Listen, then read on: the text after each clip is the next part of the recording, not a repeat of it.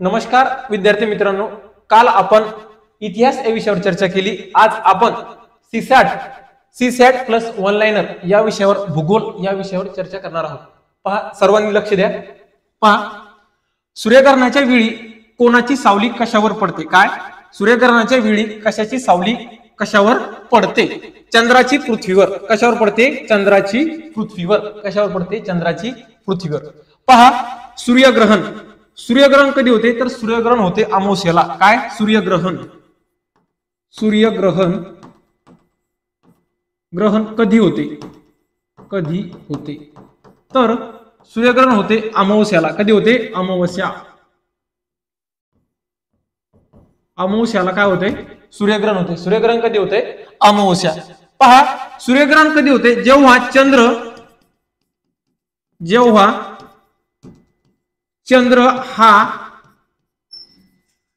चंद्र हा पृथ्वी किंवा सूर्याच्या मधात येतो। पहा, जेव्हा चंद्र हा पृथ्वी किंवा सूर्याच्या मधात येतो। काय? सूर्याच्या मधात येतो तेव्हा काय होतंय? सूर्यग्रहण होते। काय होते? तेव्हा सूर्यग्रहण होते। जेव्हा चंद्र हा पृथ्वी किंवा सूर्याच्या मधात येतो तेव्हा काय होतंय? सूर्यग्रहण होते। काय होते? सूर्यग्रहण। परंतु चंद्रग्रहण काय? चंद्रग्रहण केव्हा होते? तर चंद्रग्रहण होते पौर्णिमेला। कधी होते? पौर्णिमेला। कधी होतो? पौर्णिमेला। चंद्रग्रहण कधी होते? तर चंद्रग्रहण होते पौर्णिमेला। पहा, चंद्रग्रहण केव्हा होते? सूर्य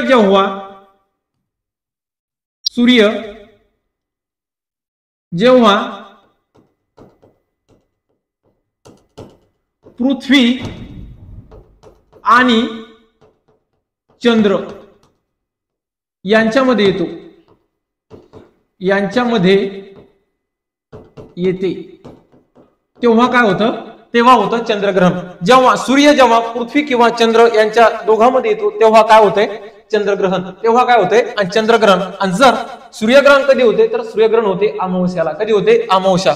जेव्हा चंद्र हा पृथ्वी किंवा सूर्याच्या मध्ये येतो तेव्हा काय होते? सूर्यग्रहण। सूर्यग्रहणाच्या वेळी कोणाची सावली कशावर पडते? तर ती पडती चंद्राची पृथ्वीवर। कशावर पडती? चंद्राची पृथ्वीवर। त्याच्यानंतर पहा, आशिया खंडातील सर्वात मोठा बोगदा कोणता? आशिया खंडातील सर्वात मोठा बोगदा तर तो हो चेनानी नासरी। कोणता आहे? चेनानी नासरी। आशिया खंडातील सर्वात मोठा बोगदा जर विचारलं तर कोणता आहे? चेनानी नासरी। आणि हा चेनानी नासरी बोगदा कोणत्या राज्यात आहे? काय? कोणत्या राज्यात आहे? तर हा चेनानी नासरी बोगदा आहे जम्मू काश्मीर। कोणत्या राज्यात आहे? जम्मू काश्मीर। कोणत्या राज्यात आहे? जम्मू काश्मीर या राज्यात चेनानी नासरी हा बोगदा कोणत्या राज्यात आहे? तर कोणत्या राज्यात आहे? जम्मू अँड काश्मीर। कोणत्या राज्यात आहे? जम्मू अँड काश्मीर। जम्मू काश्मीर मध्ये परत एक बोगदा आहे बनिहाल। कोणता? बनिहाल। कोणता बोगदा आहे? बनिहाल बोगदा। जम्मू काश्मीर मध्ये कोणता आहे? बनिहाल बोगदा। त्याच्यानंतर पीरपांजाल। कोणता येतो? पीरपांजाल बोगदा। पीरपांजाल बोगदा हा बोगदा पण जम्मू काश्मीर या राज्यात आहे। कोणत्या राज्यात आहे? जम्मू काश्मीर या राज्यात आहे। परंतु आशिया खंडातील जो सर्वात मोठा बोगदा आहे चेनानी नासरी तो पण जम्मू काश्मीर या राज्यात येतो। त्याच्यानंतर पहा, समुद्राच्या भरतीचे पाणी नदीच्या मुखात जेथपर्यंत शिरते तेवढ्या नदीच्या भागाला काय म्हणतात? समुद्राच्या भरतीचे पाणी नदीच्या मुखात जिथपर्यंत शिरते त्याच्या भागाला काय म्हणतात? तर खाडी। काय म्हणतात? खाडी। काय म्हणतात? खाडी। ज्यावेळेस पहा, लक्ष द्या, समुद्र असतो। काय असतो? समुद्राचं पाणी जे नदी पात्र असते, नदी पात्राच्या जिथपर्यंत आत शिरते व तो जिथं पाणी तयार होते त्या भागाला आपण काय म्हणतो? खाडी। काय ओळखतो? खाडी। जर असा प्रश्न आला, महाराष्ट्रातील सर्वात मोठी खाडी काय? महाराष्ट्रातील सर्वात मोठी खाडी तर महाराष्ट्रातील सर्वात मोठी खाडी धरमतरची खाडी। धरमतरची खाडी। महाराष्ट्रातील सर्वात मोठी खाडी तर कोणती खाडी आहे? धरमतरची खाडी। ही धरमतरची खाडी कोणत्या जिल्ह्यात आहे असं जर प्रश्न आला तर धरमतरची खाडी ही रायगड जिल्ह्यात आहे. कोणत्या राज्यात सॉरी कोणत्या जिल्ह्यात आहे तर कोणत्या जिल्ह्यात रायगड जिल्ह्यात. कोणत्या जिल्ह्यात रे रायगड या जिल्ह्यामध्ये. धरमतरची खाडी ही कोणत्या नदीवर आहे असा प्रश्न जर विचारला तर आंबा नदीवर. आंबा नदीवर. आंबा नदीवर ही धरमतरची खाडी वसलेली आहे. आंबा नदीवर ही धरमतरची खाडी वसलेली आहे. तर महाराष्ट्रातली सर्वात मोठी खाडी किंवा कोकणातील सर्वात मोठी खाडी कुठली. कोकणातील सर्वात मोठी खाडी. कोकणातील सर्वात मोठी खाडी जर विचारलं तर ती कोणती आहे. धरमतरची खाडी. कोणती खाडी आहे. धरमतरची खाडी. कोणती खाडी आहे. धरमतरची खाडी. आणि असा प्रश्न आला धरमतरची खाडी कोणत्या जिल्ह्यात जर विचारलं तर कोणत्या जिल्ह्यात सांगायचं. रायगड जिल्ह्यात. कोणत्या जिल्ह्यात सांगायचं. रायगड जिल्ह्यात. आणि समुद्राच्या भरतीचे पाणी नदीच्या मुखात जेथपर्यंत शिरते तेवढ्या नदीच्या भागाला आपण काय म्हणून ओळखतो तर त्या भागाला आपण खाडी म्हणून ओळखतो. काय म्हणून ओळखतो. खाडी म्हणून ओळखतो. कोकण रेल्वे प्रकल्प कोणत्या राज्याच्या सहकार्याने उभा राहिला. काय. कोकण रेल्वे प्रकल्प कोणत्या राज्याच्या सहकार्यातून उभा राहिला तर कोणते राज्य. महाराष्ट्र, गोवा, कर्नाटक आणि केरळ. किती राज्य. 4 राज्य. महाराष्ट्र, गोवा, कर्नाटक आणि केरळ. तर पहा कोकण रेल्वे कोणत्या वर्षी सुरू झाली. कोकण रेल्वे कोणत्या वर्षी सुरू झाली. कोकण रेल्वे कोणत्या वर्षी सुरू झाली. तर कोकण रेल्वे सुरू झाली मित्रांनो 20 मार्च 1993. 20 मार्च 1993 ला कोकण रेल्वेची सुरुवात झाली. आणि त्याची रेल्वे जो प्रकल्प आहे तो प्रकल्प कोणत्या राज्याच्या सहकार्याने उभारला तर तो महाराष्ट्र, गोवा, कर्नाटक आणि केरळ. त्यानंतर सुरुवात झाली परंतु या कोकण रेल्वेचं उद्घाटन. काय. कोकण रेल्वेचं उद्घाटन करण्यात आलं ते 26 जानेवारी 1998. 26 जानेवारी 1998. कोकण रेल्वेची सुरुवात झाली 20 मार्च 1993 ला परंतु तिचं उद्घाटन झालं 26 जानेवारी 1998. कधी झालं. 26 जानेवारी 1998. त्याच्यानंतर पहा कोकण रेल्वेचे प्रकल्प हा प्रकल्प कोणत्या राज्याच्या सहकार्यातून उभा राहिला तर तो महाराष्ट्र, गोवा, कर्नाटक आणि केरळ. केरळ या राज्याची राजधानी. काय. केरळ राज्याची राजधानी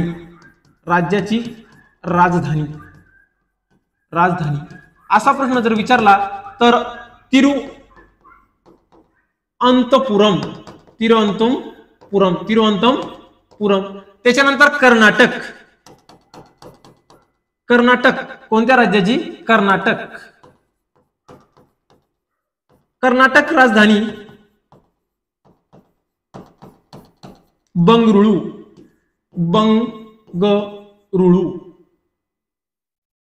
बंगळुरू. त्याच्यानंतर पहा गोवा राज्याची राजधानी गोवा राज्याची राजधानी पणजी. आणि महाराष्ट्र राज्याची जी राजधानी ती आहे मुंबई. कोणती रे. मुंबई.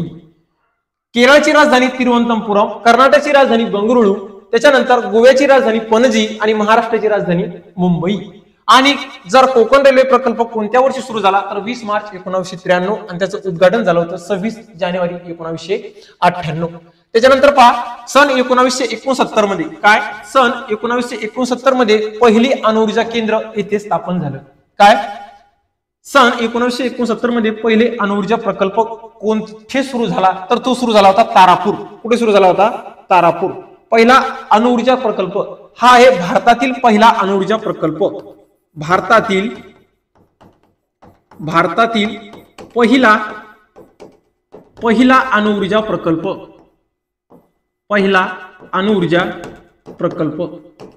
भारतातील पहिला अणुऊर्जा प्रकल्प तारापूर. असा प्रश्न येतो की तारापूर पहिला भारतातील पहिला अणुऊर्जा प्रकल्प हा कोणत्या देशाच्या साहाय्याने उभारला गेला तर हा जो तारापूर अणुऊर्जा प्रकल्प आहे अणुऊर्जा प्रकल्प हा कोणत्या राज्याच्या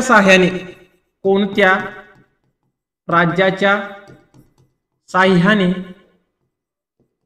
उभारला उभारला गेला?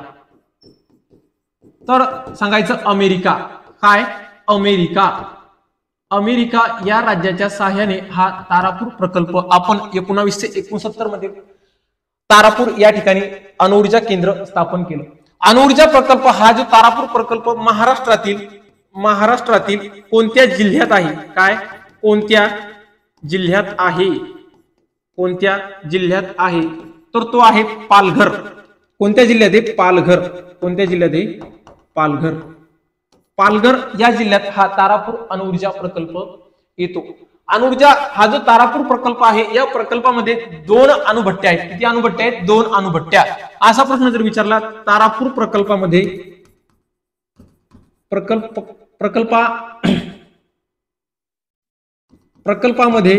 एकूण अणुभट्ट्या किती? एकूण अणुभट्ट्या किती? तर एकूण अणुभट्ट्या आहेत 2. किती अणुभट्ट्या आहेत? 2. जर असा प्रश्न विचारला की भारतात एकूण अणुऊर्जा प्रकल्प किती? भारतात एकूण अणुऊर्जा प्रकल्प किती? भारतात एकूण अणुऊर्जा प्रकल्प. भारतात एकूण अणुऊर्जा प्रकल्प तर सांगायचे 7. आणि या 7 अणुऊर्जा प्रकल्पामध्ये 21 अणुभट्ट्या आहेत. 21 अणुभट्ट्या.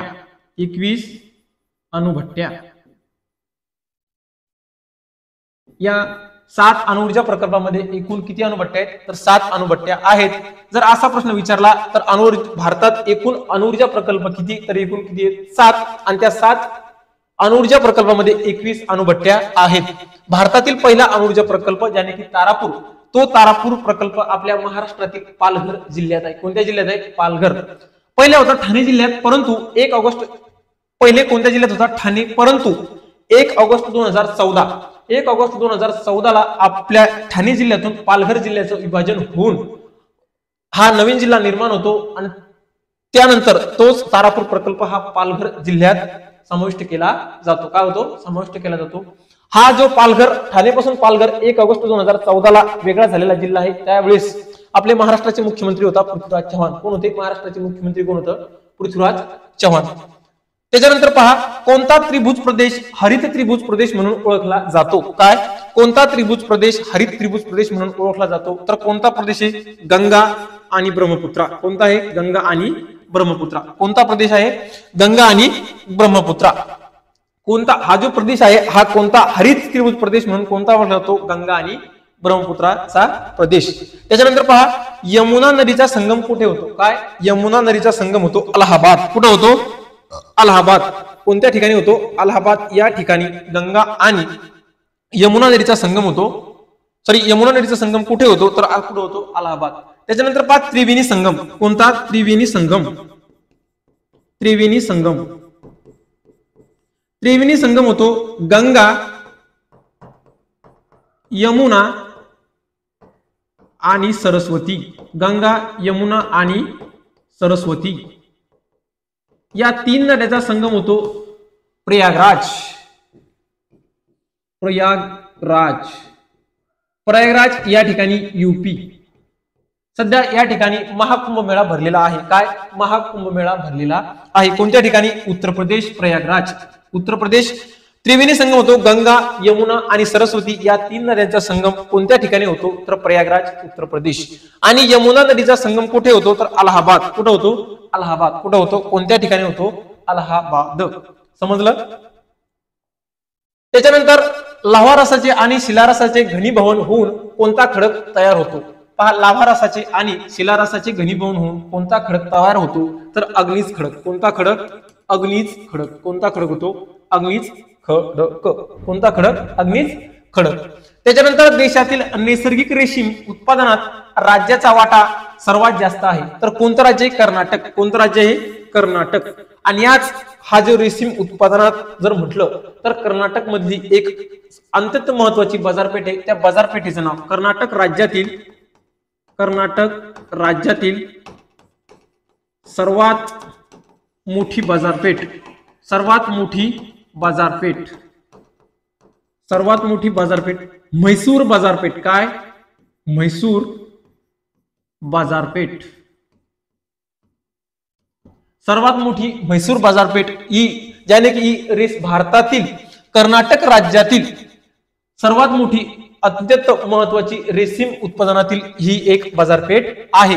आणि जर रेशीम उत्पादनात जर भारतातील जर एक राज्य विचारलं तर कोणत्या राज्यात सर्वात मोठा वाटा आहे, तर कोणता वाटा आहे? कर्नाटक. कोणत्या राज्यात आहे? कर्नाटक. पश्चिम घाटातील काय? पश्चिम घाटातील सर्वाधिक उंचीचे शिखर कोणते? काय? पश्चिम घाटातील सर्वाधिक उंचीचे शिखर कोणते? पश्चिम घाटातील सर्वोच्च शिखर आहे अन्नाईमुडी. कोणतं शिखर आहे? अन्नाईमुडी. पश्चिम घाटातील सर्वोच्च शिखर जर विचारलं तर ते आहे अन्नाईमुडी. असा प्रश्न आला, अन्नाईमुडी शिखर हे कोणत्या राज्यात आहे? काय? कोणत्या राज्यात आहे? अन्नाईमुडी शिखर हे केरळ राज्यात आहे. कोणत्या राज्यात आहे? केरळ. अन्नाईमुडी शिखर हे केरळ राज्यात आहे. अन्नाईमुडी शिखर याची उंची, अन्नाईमुडी या शिखराची उंची 2695. किती मीटर आहे? 2695.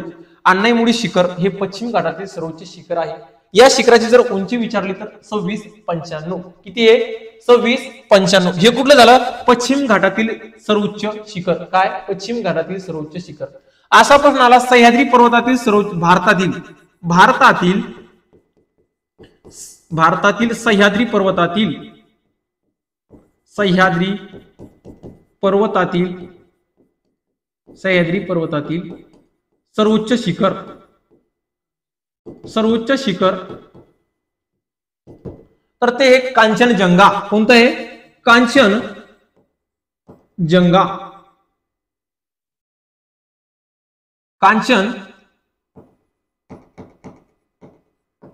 कांचनजंगा. कोणतं आहे? कांचनजंगा. भारतातील सह्याद्री पर्वतातील सर्वोच्च शिखर जर विचारलं तर कोणतं आहे? कांचनजंगा. कांचनजंगा शिखर कोणत्या राज्यात आहे? कोणत्या राज्यात आहे? कोणत्या राज्यात आहे असं विचारलं तर सांगायचं सिक्कीम. कोणत्या राज्यात आहे रे? सिक्कीम. कोणत्या राज्यात आहे? सिक्कीम. सिक्कीम या राज्यात भारतातील सह्याद्री पर्वतातील सर्वोच्च शिखर कांचनजंगा हे कोणत्या राज्यात विचारलं तर कोणत्या राज्यात आहे? सिक्कीम राज्यात आहे. जर कांचनजंगा या शिखराची उंची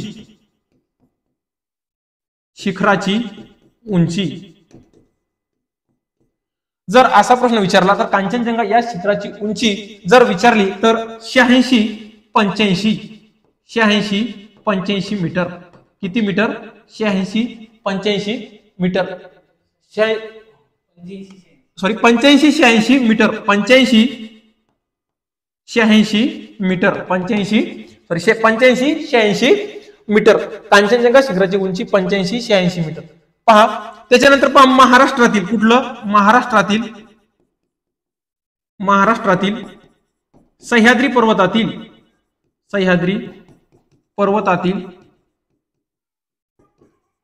सर्वोच्च शिखर कळसुबाई. कोणतं आहे?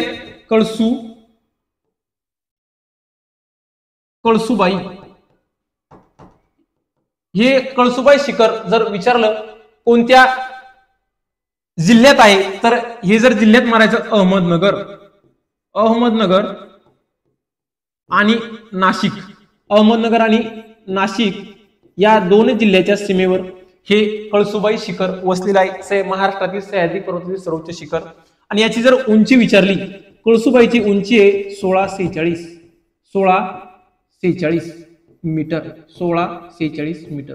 कधी असा प्रश्न येतो की महाराष्ट्रातील सह्याद्री पर्वतातील नंबर 2चं शिखर काय? सह्याद्री पर्वतातील महाराष्ट्रातील नंबर 2चे शिखर जर विचारलं तर कोणतं आहे? साल्हेर. कोणतं आहे? साल्हेर. कोणतं शिखर सांगायचं? साल्हेर. आणि किती? नाशिक जिल्ह्यात आहे. कोणत्या जिल्ह्यात आहे? नाशिक जिल्ह्यात साल्हेर हे शिखर आहे. आणि कळसुबाई जर विचारलं तर अहमदनगर आणि नाशिक या दोन जिल्ह्याच्या सीमेवर हे सह्याद्री पर्वतातील सर्वोच्च शिखर वसलेलं आहे. त्याच्यानंतर पहा अरवली पर्वतातील सर्वोच्च शिखर. कोणतं रे? अरवली पर्वतातील सर्वोच्च शिखर. अरवली पर्वतातील सर्वोच्च सर्वोच्च शिखर, तर ते शिखर आहे गुरु शिखर. कोणतं शिखर? गुरु शिखर. गुरु शिखर. आणि यानी की हे गुरु शिखर आहे राजस्थान राज्यात. कोणत्या राज्यात जर विचारलं तर कुठे रे? राजस्थान. कुठं आहे? राजस्थान. जर गुरु शिखराची उंची, गुरु शिखराची जर उंची विचारली तर उंची सांगायची 56-50 मीटर. किती? 56-50 मीटर. गुरु शिखर कोणत्या राज्यात? पोलीस भरतीला प्रश्न विचारला जातो की अरवली पर्वतातील सर्वोच्च शिखर हे गुरु शिखर हे कोणत्या राज्यात आहे? तर कोणत्या राज्यात आहे? राजस्थान. आणि अरवली पर्वत हा पण राजस्थानच राज्यात पडतो. कोणत्या राज्यात पडतो? राजस्थान राज्यात पडतो. त्याच्यानंतर हे जे कांचनजंगा शिखर कोणत्या राज्यात आहे? तर कोणत्या राज्यात आहे? सिक्कीम. कोणत्या राज्यात आहे? सिक्कीम या राज्यात आहे. भारतातील सह्याद्री पर्वतातील सर्वोच्च शिखर. महाराष्ट्रातील सह्याद्री पर्वतातील सर्वोच्च शिखर कळसुबाई यानी की अहमदनगर आणि नाशिक या 2 जिल्ह्याच्या सीमेवर वसलेलं आहे. त्याच्यानंतर आणि कळसुबाई शिखराची उंची, त्याची उंची 1646 मीटर. त्याच्यानंतर जर सह्याद्री पर्वतातील महाराष्ट्रातील नंबर 2चं शिखर जर विचारलं तर साल्हेर. कोणतं आहे? साल्हेर. त्याच्यानंतर पहा अरवली पर्वतातील सर्वोच्च शिखर गुरु शिखर यानी की ते कोणत्या राज्यात आहे? तर कोणत्या राज्यात आहे? राजस्थान. त्याची उंची विचारली तर 56-50 मीटर. किती मीटर आहे? 56-50 मीटर. त्याच्यानंतर पहा भारतीय सेना दलातील सर्वोच्च पद कोणते? भारतीय सेना दलातील सर्वोच्च पद कोणते? तर कोणतं पद आहे? जनरल. कोणतं पद आहे? जनरल हे पद आहे. सर्वोच्च पद जर विचारलं तर कोणतं? जनरल. मला सांगा भारतीय सेना दिवस, भारतीय सेना दिवस, भारतीय सेना दिवस जर विचारला तर सांगायचा 15 जानेवारी. 15 जानेवारी. 15 जानेवारी. भारतातील पहिले सीडीएस काय? भारतातील पहिले सीडीएस प्रमुख कोण? भारतातील पहिले, भारतातील पहिले सीडीएस प्रमुख, प्रमुख कोण? बिपिन रावत. कोण? बिपिन रावत. कोण आहे? बिपिन रावत. आणि आता हा पहिला आणि आता दुसरा सीडीएस कोण? दुसरा सीडीएस प्रमुख अनिल चौहान. अनिल चौहान. अनिल चौहान. पहिला आहे बिपिन रावत आणि दुसरा आहे अनिल चौहान. जर आर्मीचा प्रमुख कोण? आर्मीचा प्रमुख जर विचारला काय? भारतीय भूदल प्रमुख. भारतीय भूदल प्रमुख. भारतीय भूदल प्रमुख उपेंद्र द्विवेदी. उपेंद्र द्विवेदी. उपेंद्र द्विवेदी. असा प्रश्न येतो की उपेंद्र द्विवेदी हे भारताचे कितवे लष्कर प्रमुख आहेत? तर ते 30वे लष्कर प्रमुख आहेत. कितवे? 30वे लष्कर प्रमुख. लष्कर प्रमुख आहेत. जर आर्मी दिवस जर विचारला तर 15 जानेवारी. कधी सांगायचा? 15 जानेवारी. आणि भारतीय सेना दलातील सर्वोच्च पद जर विचारलं तर कोणतं आहे? जनरल. भारतातील पहिले सीडीएस प्रमुख बिपिन रावत. त्याच्यानंतर दुसरे सीडीएस प्रमुख अनिल चौहान. भारतातील भूदल प्रमुख जर विचारलं तर उपेंद्र द्विवेदी. कोण? उपेंद्र द्विवेदी. उपेंद्र द्विवेदी. आणि 30वे लष्कर प्रमुख हे कितवे लष्कर प्रमुख आहेत? 30वे लष्कर प्रमुख आहेत. कितवे प्रमुख आहेत? 30वे लष्कर प्रमुख आहेत. तर या ठिकाणी विद्यार्थी मित्रांनो आपण आज भूगोल या विषयावर चर्चा केलेली आहे. तर उद्याच्या पिरियडमध्ये आपण राज्यघटना व पंचायत राज या विषयावर चर्चा करणार आहोत. तर आता आपण या ठिकाणी थांबू आणि उद्या लगेच आपण राज्यघटना व पंचायत राज या विषयाला सुरुवात करणार आहोत. धन्यवाद.